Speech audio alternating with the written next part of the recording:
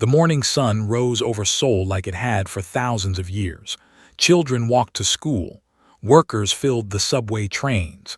Street vendors sold hot food on busy corners. Nobody looked up at the sky. Nobody expected death to come from above. Admiral Park stood in the United Terran Federation headquarters, watching the morning reports on his screen. At 58 years old, he had served humanity for most of his life. He had fought pirates near Mars. He had protected miners on the asteroid belt. He had never lost a major battle. Today would change everything. The first warning came at 9:47 in the morning. A young officer ran into his office with fear in his eyes. "Sir, unknown ships have appeared in orbit, over 300 of them. They came out of nowhere." Park felt his blood turn cold. Humanity had known about alien life for decades. They had watched from far away, hoping to one day join the galactic community. But no alien had ever come this close to Earth. He rushed to the command center. On the massive screens he saw them. Huge ships, shaped like black triangles floating above his planet. They were beautiful in a terrible way. "Open communication channels," he ordered. "All frequencies." The response came quickly. A face appeared on screen. It was not human. The creature had skin, 4 eyes, and a mouth full of sharp teeth. It spoke in a language that the translation computers turned into cold, flat words. "I am commander of the Dominion. Your species has been judged. You are too violent, too primitive, too dangerous to exist freely. You will surrender all military forces. You will accept rule. You will serve." Park stared at the alien. His hands did not shake. His voice did not break. "I am Admiral Park of the United Terran Federation. Earth does not surrender. Earth does not kneel. If you want war, you will have it. But I promise you this, you will regret coming here." Commander made a sound like laughter. "You have no idea what you face, primitive. Watch what happens to those who refuse us." The communication ended.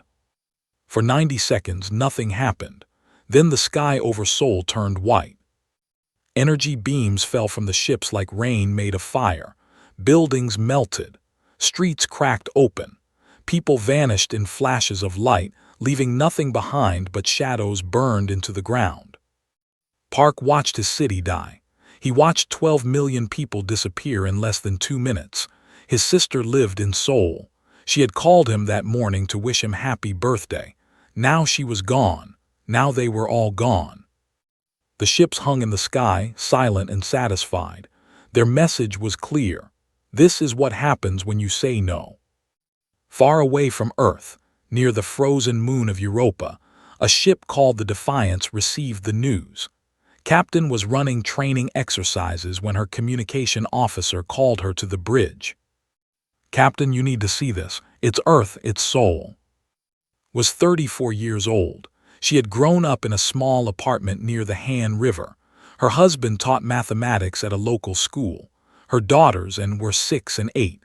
They had video called her just yesterday, had shown her a drawing of a spaceship, had complained about homework. Now she watched them die. The recording played on loop. The white light, the buildings falling, the silence that followed. Did not scream, she did not cry. She simply watched until the recording ended. Then she watched it again. Something inside her changed in that moment. Something human became something else, something harder, something colder, something that would shake the galaxy to its core. "Get me Admiral Park," she said. Her voice was calm, too calm. "We need to talk about what happens next." On the neutral world of Axiom Prime, the Galactic Council gathered in emergency session. 47 species sent representatives to discuss the attack on Earth. The chamber was vast, filled with creatures of every shape and size. Some breathed oxygen, some breathed methane, some did not breathe at all. The representative stood proudly before the assembly. He explained that humanity had been given a chance to surrender peacefully. He explained that the destruction of Seoul was necessary to show humans their place in the galaxy. He called it pacification. He called it justice. The other species listened. Some seemed uncomfortable, others nodded in agreement. Humanity was young and violent, they thought. Perhaps they were right, perhaps humans needed to learn. A small human diplomat named Bora stood before the council. She was supposed to beg for help. She was supposed to ask for sanctions against the. She was supposed to appeal to galactic law and basic decency. 12 million people, she said quietly.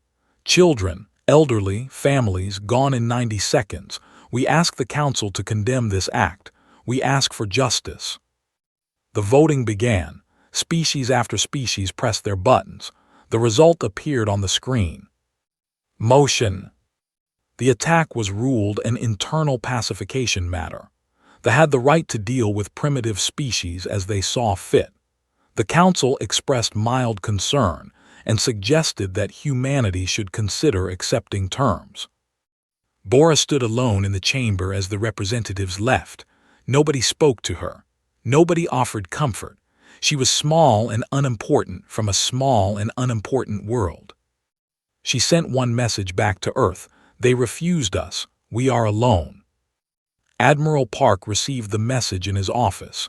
He read it once, then deleted it. He looked at a photo on his desk. His sister smiled at him from the picture, frozen in a happier time. Alone, he whispered. Yes, I suppose we are. He pressed a button on his desk.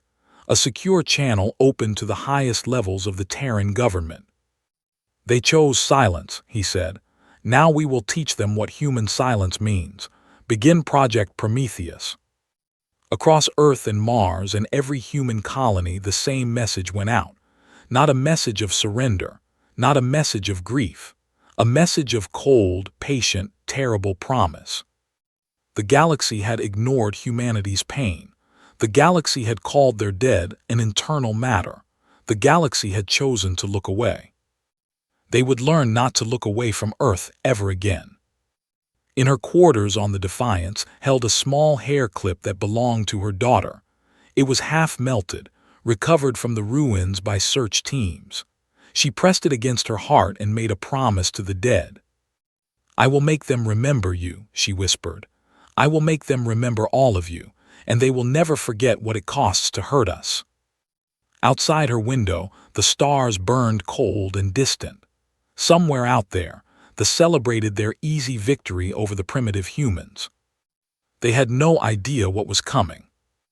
3 years passed after the burning of Sol, 3 years of silence from Earth, 3 years that the galaxy mistook for defeat. The Dominion celebrated their victory over humanity. Commander received medals and honors. He gave speeches about how easily the primitive humans had broken.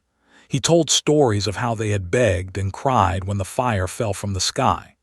Most of these stories were lies, but nobody cared about truth when victory tasted so sweet. The Galactic Council moved on to other matters. Humanity became a footnote in their records, a primitive species that had learned its place, a warning to others who might think of resisting the established order. But something strange was happening in human space. Trade ships stopped coming.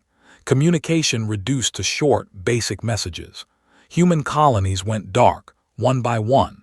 Some alien merchants reported that human stations had closed their doors to visitors.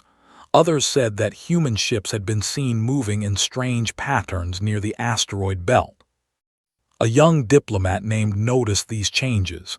He was not like the others of his kind. He was curious. He asked questions that made his superiors uncomfortable. The humans are too quiet, he told his commander. After such a defeat there should be chaos, civil war, refugees. We see nothing. Why? His commander laughed. Because they are broken. They hide in shame. In another generation they will forget they ever dreamed of the stars. Stop worrying about extinct species. Focus on your work. But could not stop watching. He collected reports. He analyzed data. He saw patterns that others missed. Human cargo ships moving to positions that made no sense for trade. Energy readings from hidden facilities deep in asteroids. Encrypted messages that no one could decode. He wrote a report warning that humanity might be preparing something. His superiors buried it. Nobody wanted to hear bad news about a defeated enemy. Deep beneath the surface of Mars, Dr. Bay worked in a laboratory that did not officially exist.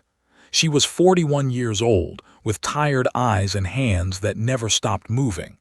Before the attack on Sol, she had designed medical equipment. She had saved lives. Now she designed weapons. Project Prometheus had begun the day after the Council refused humanity justice. Every scientist, every engineer, every brilliant mind that humanity possessed had been called to serve. Their mission was simple: create weapons that the galaxy had never seen. Bay led the most secret team. She worked on things that violated the known laws of physics. Gravity displacement cannons that could crush a warship into a ball the size of a fist. Antimatter warheads stable enough to be stored in torpedo tubes. Navigation algorithms that could calculate faster-than-light jumps inside enemy defense perimeters. "They think we are primitive," she told her team. "They think we play with rocks while they master the stars. Let them think this. When the time comes, they will learn how wrong they were." She kept a photo of Sol on her wall. The city before the attack, beautiful in the morning light. Every day she looked at it. Every day she remembered why she worked. On the rebuilt military station orbiting Luna, trained the next generation of warriors. She was no longer a captain. Admiral Park had promoted her to Commodore and given her command of the new First Strike Fleet. 300 ships, built in secret, crewed by volunteers who had lost something to the. Every soldier under her command had a reason to fight. Some had lost family and soul. Others had lost friends. Some simply could not accept that the galaxy had watched their people die and done nothing. Taught them many things. She taught them tactics and strategy. She taught them how to fly ships and fire weapons. But above all, she taught them one lesson that she repeated every day. They showed us no mercy. Remember that. When the time comes when you face them in battle, remember what they did. Remember the children who burned. Remember the mothers who screamed. Remember the silence of the galaxy. She paused, looking at the faces of her soldiers. And then show them what humans do to those who hurt us. Admiral Park spent his days in planning rooms, staring at star maps and fleet positions. He had aged 10 years in the last 3. His hair had turned. His eyes had grown hard, but his mind remained sharp as a blade. He worked with the leaders of the United Terran Federation. Presidents and generals and admirals gathered to hear his plans, not plans for defense, not plans for negotiation, plans for something that humanity had never attempted before. "They have 17 billion people on there," he explained, pointing at a holographic display. "They have the largest fleet in their sector. They have orbital defense platforms and ground-based weapons and shield generators that could stop an asteroid." He smiled, and it was not a pleasant smile. "We are going to destroy all of it in a single day." Some of the leaders looked uncomfortable. They asked about rules of war. They asked about innocent civilians. They asked if humanity was becoming the monster they feared. Park listened to their concerns. Then he answered, "We will not kill civilians. We are not them. But their military will cease to exist. Their government will fall. Their ability to ever threaten another species will end. We will show the galaxy that humanity can be merciful and terrible at the same time. We will show them that the silence of the Council was a mistake they will regret for 1,000 years." The vote was unanimous. Lieutenant Minu was 27 years old, a communications officer assigned to intelligence duties. His job was to listen, to decode, to learn. He spent his nights intercepting transmissions, piecing together their plans and their secrets. What he found made his blood run cold. The attack on Sol was not meant to be the end. It was meant to be the beginning. They had plans to enslave humanity completely. They would take the young and strong for labor. They would experiment on the rest. Earth would become a farming world, stripped of resources and pride. You brought this information to Admiral Park. They were going to take everything from us, he said. Even after Seoul, they planned to come back. We were never going to be free. Park nodded slowly. Now we make sure they never come back. Now we make sure that no one in the galaxy ever thinks of humanity as prey again. On the day before the attack, walked through her flagship, the Vengeance. She checked every system. She spoke to every crew member. She made sure that everything was ready. In her pocket, she carried a hair clip. She had carried it for 3 years. It was her reminder, her promise, her reason to keep going when the darkness seemed too heavy. That night, she received a coded message from Admiral Park. Prometheus rises. She read it once, then she smiled for the first time in 3 years. Finally, she whispered, "We've been silent long enough." Across human space, 300 ships began moving toward a single point. They moved slowly at first, carefully, making sure that no alien eyes watched them. Then they jumped into faster-than-light travel and vanished. The galaxy did not notice. The galaxy was not paying attention. The galaxy still thought humanity was broken. They would learn the truth soon enough. It was called Prime. It was a beautiful planet covered in purple forests and silver oceans. 17 billion lived there, going about their daily lives, never thinking about the species they had crushed 3 years ago. Why would they? Humanity was broken. Humanity was forgotten. Humanity was nothing. Commander was enjoying his breakfast when the alarm started screaming. He spilled his drink and ran to the window. What he saw made no sense. Ships were appearing in the sky. Not ships. Human ships. 300 of them, materializing inside the orbital defense perimeter like ghosts walking through walls. "Impossible," he whispered. "That's impossible."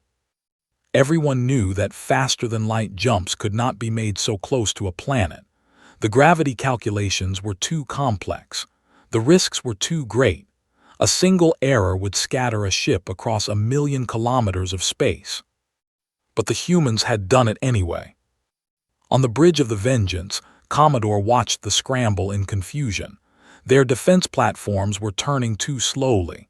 Their ships were still docked at stations. Their communication arrays were lighting up with panicked messages. "Disable their communications first," she ordered. Her voice was calm and cold. "No warnings, no calls for help. Today they learn what silence feels like." The human fleet moved with perfect coordination. Special missiles launched toward every communication satellite, every relay station, every broadcast tower. In 60 seconds, Prime went dark. 17 billion suddenly found themselves cut off from the rest of the galaxy. The defense fleet scrambled to respond. 200 warships launched from orbital stations, their crews rushing to battle positions. They were experienced warriors. They had conquered dozens of worlds. They had never lost a major battle. They had never faced humans before. Dr. Base's weapons performed beyond expectations. The gravity displacement cannons fired invisible waves that crushed ships like empty cans. The antimatter torpedoes turned warships into brief second suns. The electronic warfare systems infected computers, making their own weapons fire on their own allies. Lieutenant Minu sat at his station on the Vengeance, monitoring enemy communications. The voices filled his headphones. They were screaming, crying, praying to gods that would not save them. "They're terrified," he reported. "They don't understand what's happening. They keep asking where these weapons came from." Nodded. "Good, let them wonder." The battle lasted 6 hours. When it ended, not a single warship remained. The orbital defense platforms were twisted wreckage. The shipyards were clouds of debris. 200 years of military construction, gone in less than a day. Admiral Park arrived on a command ship halfway through the battle. He had wanted to see this moment with his own eyes. He had waited 3 years. He had planned every detail. Now he watched the empire crumble before him. When the last warship fell, he broadcast a message to the planet below. Every screen on Prime showed his face. Every speaker played his words. 3 years ago, you killed 12 million of my people. You called it pacification. Your council called it an internal matter. Today, we teach you what humans call an internal matter. He paused to let the words sink in. Your military is destroyed. Your government will fall. Your ability to threaten the galaxy is ending. This is not revenge. This is justice.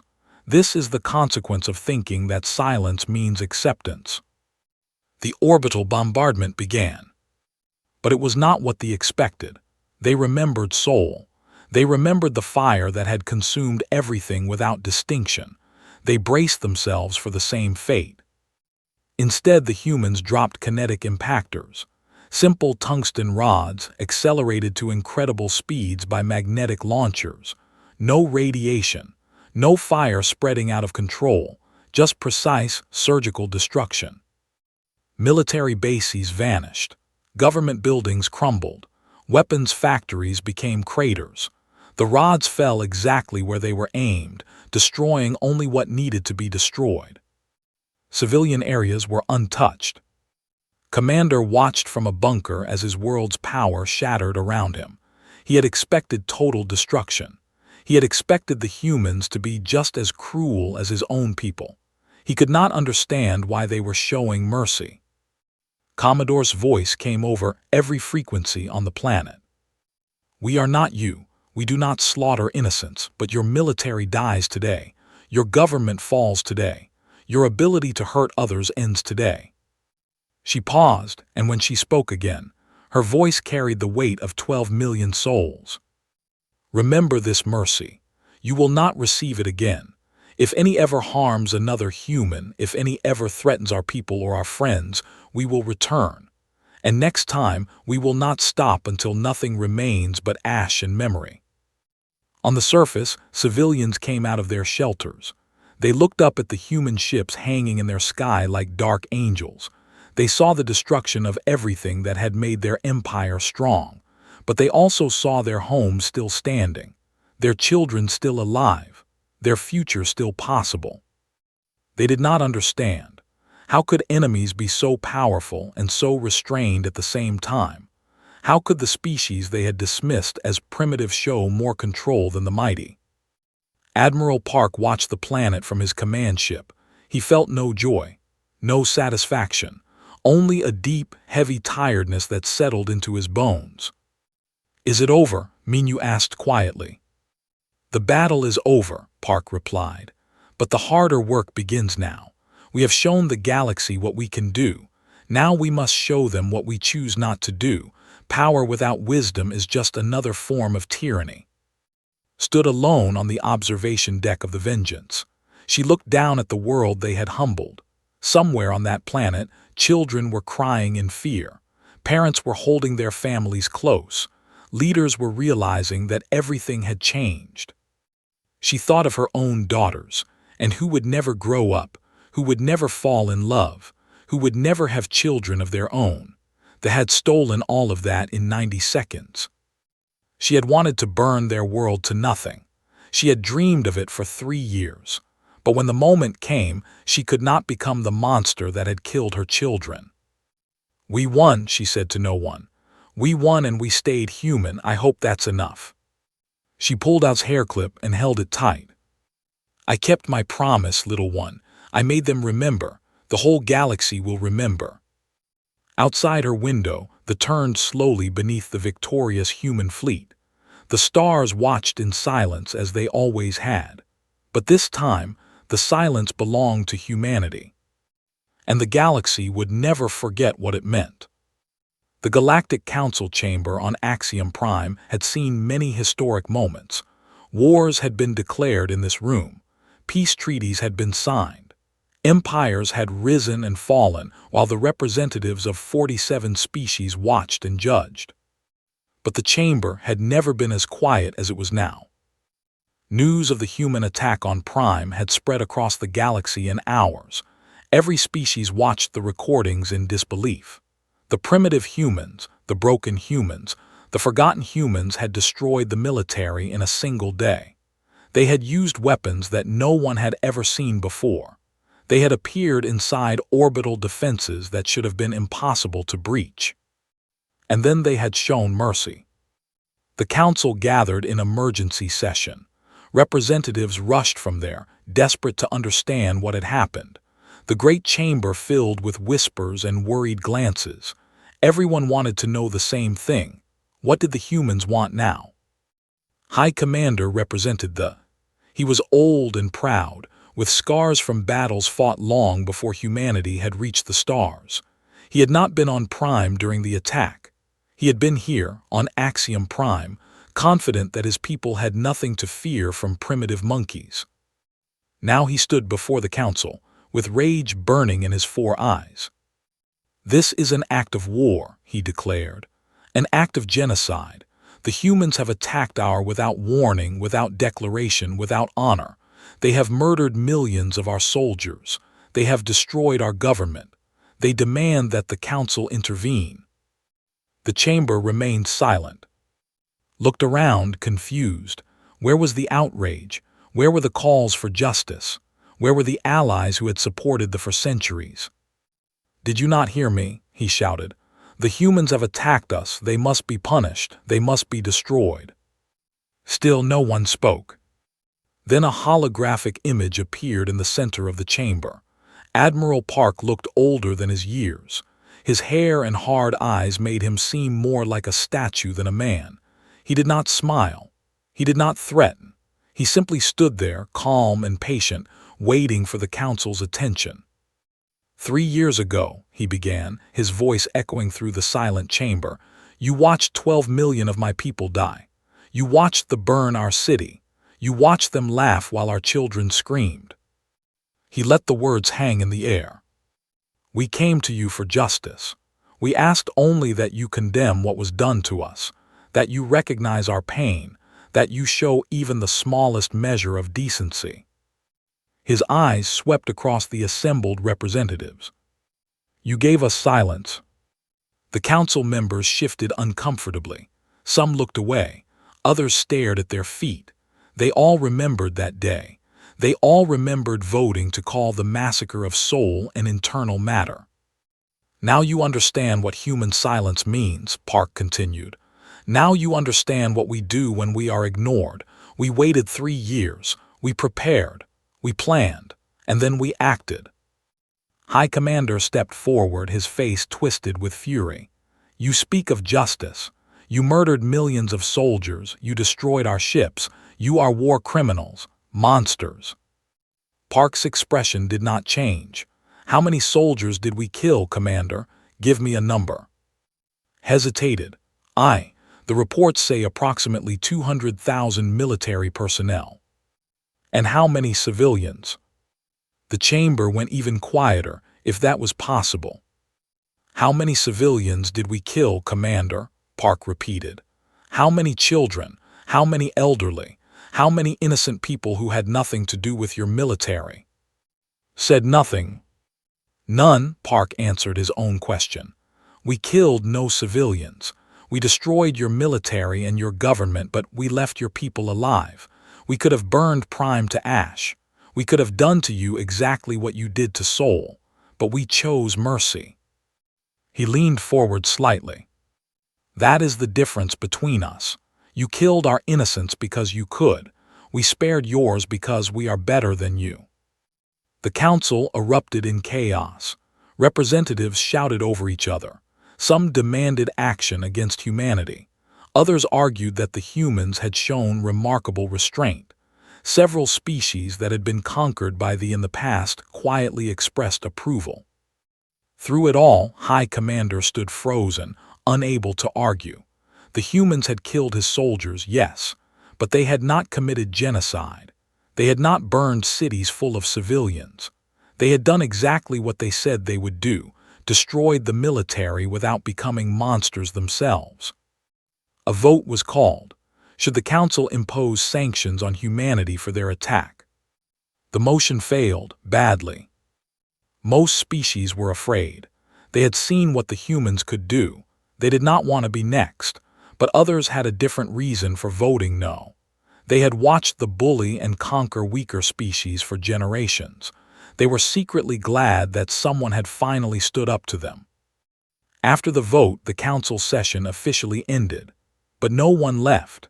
The representatives clustered in small groups, talking in hushed voices, watching the human delegation that had arrived during the session. Commodore walked among them. She wore her dress uniform, her medals shining under the chamber lights. Her face showed no emotion. Her eyes showed everything. She approached High Commander, who stood alone near the section. The other species had moved away from him, as if his failure might be contagious. Saw her coming and straightened his spine. He was still proud. He would not show fear to a human. Stopped in front of him. She said nothing for a long moment. Then slowly, she reached into her pocket and pulled out a small object. It was a hair clip, pink plastic with a little flower design. Half melted, the edges blackened by terrible heat. She placed it on the table between them. "This belonged to my daughter," she said quietly. "She was 6 years old. She liked to draw pictures of spaceships. She wanted to be an astronaut when she grew up." Stared at the hair clip. He could not look away. "Your commander killed her. He killed her and 12 million others because we would not kneel, because we valued our freedom more than our lives." She stepped back, leaving the hair clip on the table. "Keep it. Show it to your people. Tell them what it cost both our species when they decided that human lives did not matter. Tell them that a little girl named died because of pride. And tell them that her mother could have killed billions in revenge but chose not to." She turned to walk away, then stopped. "We will be watching you, Commander. If any ever harms another human, I will return, and I will finish what we started." She walked out of the chamber without looking back. High Commander stood alone, staring at the small pink hair clip. For the first time in his long life, he understood something that his species had never learned. Some enemies could not be conquered by force. Some enemies grew stronger when you hurt them. Some enemies would wait in silence, patient and cold, until the moment came to strike back. The humans were such enemies. And the galaxy would never make the mistake of ignoring them again. 5 years had passed since the fall of the Dominion. The galaxy had changed in ways that nobody could have predicted. The still existed, but only as a shadow of their former glory. Their military was permanently limited by the treaty they had signed with humanity. Their conquered territories had been freed. Their empire had crumbled into a handful of systems where they lived in quiet shame, watching other species pass them by. They had learned the price of cruelty. They would not forget it for 1,000 generations. Admiral Park had retired. He lived in a small house on the coast of Korea, rebuilt after the war, where he could watch the ocean and remember the past. Sometimes young officers came to visit him, asking for advice and wisdom. He always gave them the same answer. Be strong enough to fight. Be wise enough to know when not to.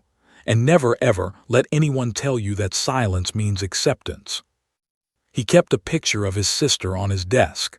He talked to her sometimes in the quiet hours of the night. He told her about the new world humanity was building. He hoped she would be proud. Dr. Bay had won the galaxy's highest scientific honor for her work in faster-than-light navigation. Alien scientists still could not understand how humans had solved equations that had puzzled their species for. She never explained her methods. Some secrets were better kept at home. Now she led a new project. Not weapons this time, but medical stations that orbited distant worlds, providing free healthcare to species that had been oppressed by the. She had spent 3 years learning how to destroy. She would spend the rest of her life learning how to heal. "My greatest achievement is not the weapons I built," she told reporters. "It is the lives I save now. Anyone can tear down. It takes real strength to build." Captain Minu, promoted twice since the war, now led humanity's first contact missions. He traveled to the edges of known space, meeting species that had never seen a human before. His approach was simple and direct. "We come in peace," he would say, "but peace is a choice. Choose wisely." Most species chose peace. They had heard the stories. They knew what happened to they had no desire to test human patience. The young diplomat who had tried to warn his superiors about humanity before the war now worked as a liaison between his people and Earth. It was difficult work. Old hatreds did not fade easily, but he believed that understanding was possible, even between enemies. He worked closely with Captain, building bridges where others saw only walls. Together, they helped refugees resettle on new worlds. Together, they taught young and humans to see each other as people instead of monsters. "We cannot change the past," often said, "but we can choose what we become. My people made terrible mistakes. I cannot undo them. I can only try to build something better." The Terran Protectorate had grown into something remarkable. 12 species had joined the alliance, all of them former victims of conquest and oppression. Humanity protected them not because it wanted their resources or their loyalty, but because it remembered what it felt like to be alone. "The weak are meat the strong will eat," the old saying went. Humanity had proven that there was another way. The strong could also protect. The strong could also show mercy. The strong could remember their own weakness and reach out to others. Admiral commanded the Terran First Fleet. She was no longer the cold, driven woman who had led the assault on Prime. Something had softened in her over the years. Not weakness, but wisdom. Not forgetting, but finding a way to live with the memories. She still carried her hair clip in her pocket. She would carry it until the day she died. But now, when she looked at it, she did not only feel rage and grief. She also felt pride. Pride that her daughters had not died for nothing. Pride that their memory had helped build a better galaxy. On the anniversary of Sol's destruction, she gave a speech to the fleet. 8 years ago, we lost 12 million souls. We lost our innocence. We lost our belief that the universe was fair or just or kind.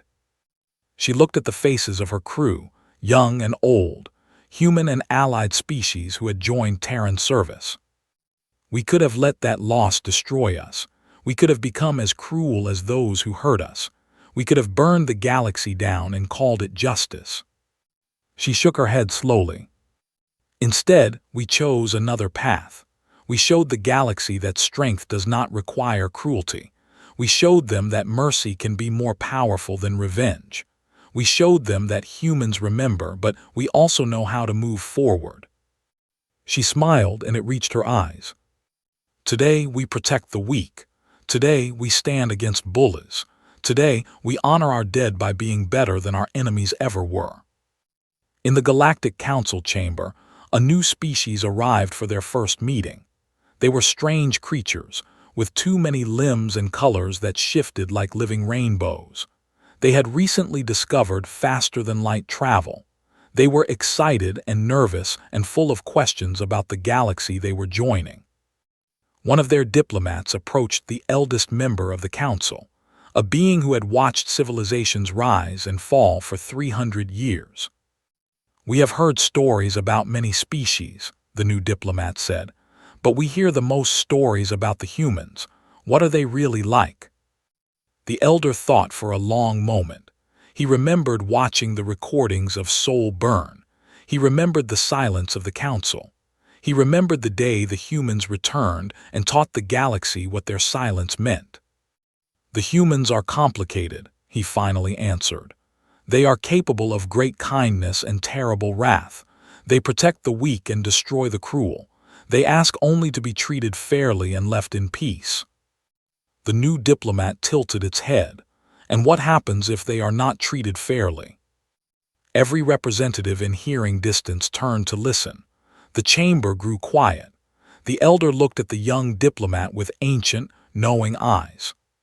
"Then the galaxy learned a hard lesson," he said slowly. "Do not mistake human patience for weakness. Do not mistake their mercy for cowardice. Do not mistake their silence for acceptance." He gestured toward the human delegation across the chamber. Admiral stood there, talking quietly with Captain and the liaison, three people from two species that had once been enemies, working together to build something new. The humans remember everything, the elder continued. They remember their victories and their losses. They remember their friends and their enemies. And they remember, more than anything else, what it felt like when the galaxy turned its back on them. The new diplomat watched the human delegation with new understanding. So we should be kind to them. The elder made a sound that might have been a laugh. Be kind to everyone. That is the lesson the humans taught us. Be kind, be fair, be just. Build alliances instead of empires. Protect the weak instead of exploiting them. He paused. Because you never know which of today's victims will become tomorrow's champions. You never know which silent species is waiting, watching, preparing. You never know when the prey will become the predator. Far away, on the rebuilt streets of Seoul, a memorial stood in the morning light. 12 million names were carved into its walls, each one remembered, each one honored. Flowers covered the ground around it, placed there by visitors who came from all over the galaxy. At the base of the memorial, a small plaque held simple words. We remember the silence. We remember the fire. We remember the choice to be better than our enemies. May the galaxy never forget what it costs to ignore the suffering of others. The sun rose over Seoul like it had for thousands of years. Children walked to school. Workers filled the streets. Life continued as it always did, even after unimaginable loss. But now, when the people of Earth looked up at the sky, they did not see a universe that ignored them. They saw allies and friends. They saw a galaxy that had learned to respect them. They saw the stars that their children would one day explore, protected by the memory of those who had fallen. The humans had earned their place among the stars, not through conquest, not through cruelty, through strength and mercy and the refusal to become the monsters they had fought. And the galaxy would never forget what Earth's silence had meant. Never again would they look away from humanity. Never again would they mistake kindness for weakness. Never again